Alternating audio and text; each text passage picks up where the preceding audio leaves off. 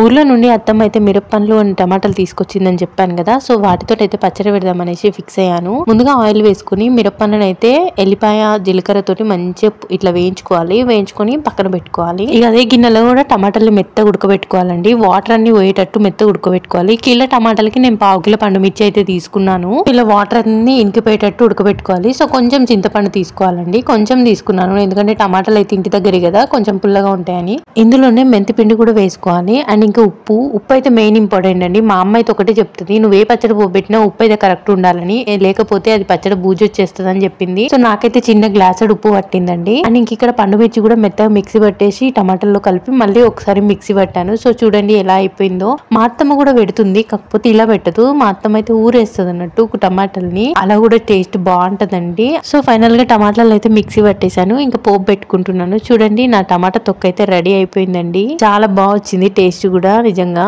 Main important అయితే ఉప్పు correct ఉందా చూసుకోవాలి మనం ఏ పచ్చడి పోపు పెట్టినా.